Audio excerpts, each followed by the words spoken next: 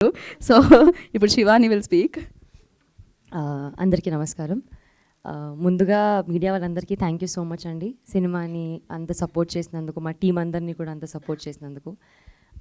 వంశీ గారికి, బన్నీవాస్ గారికి thank you so much. మా సినిమాని ఇంకా ముందుకు తీసుకెళ్ళడానికి మా ప్రొడ్యూసర్ నరేంద్ర గారికి thank you so much. Gopi గారికి, కాస్ట్ క్రూ అందరికీ కూడా special thanks to the audience. అంటే మా టైటిల్ మారినా, ఏమైనా, ఎంత జరిగినా కంటెంట్ మారలేదు, మీ మనసులు మారలేదు. మా కంటెంట్ని అంతే లవ్ చేశారు, అంతే లవ్ చూపించారు, అంతే సపోర్ట్ చేశారు, యాక్సెప్ట్ చేశారు అండ్ థియేటర్స్ దాకా వచ్చి చూశారు. చూసిన వాళ్ళందరికీ థ్యాంక్ యూ. చూడని వాళ్ళందరికీ మా ప్రొడ్యూసర్ చెప్పినట్టు ఇంకా 10 రోజులు ఉందండి థియేటర్లో, ప్లీజ్ వెళ్ళి చూడండి, ఖచ్చితంగా నచ్చుతుంది. మా ఇంట్లో వాళ్ళందరూ చూశారు, మా నాన్న కూడా చూశారు, చెప్పారు చాలా మంచి సినిమా ఇది, సుహాస్ సినిమా అంటే ఖచ్చితంగా ఫ్యామిలీ సినిమా అని. సో ఐ థింక్ అంత హార్ట్ వార్మింగ్ స్టోరీతో మేము ముందుకు వచ్చాము.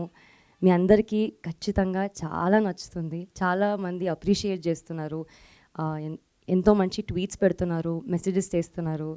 ఐ థింక్ మాకు అదే చాలా పెద్ద సక్సెస్ అండి. అంటే అంతవరకు రీచ్ అయ్యాం కాబట్టి.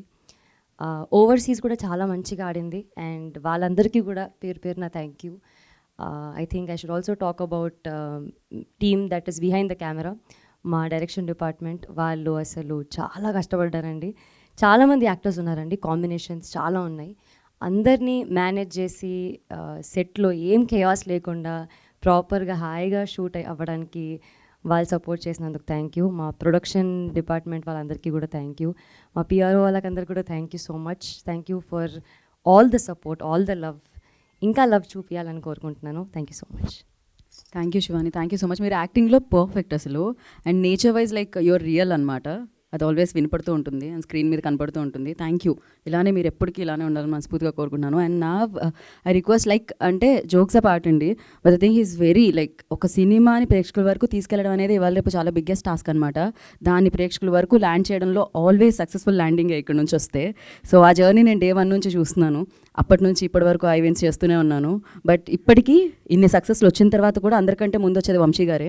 సో అది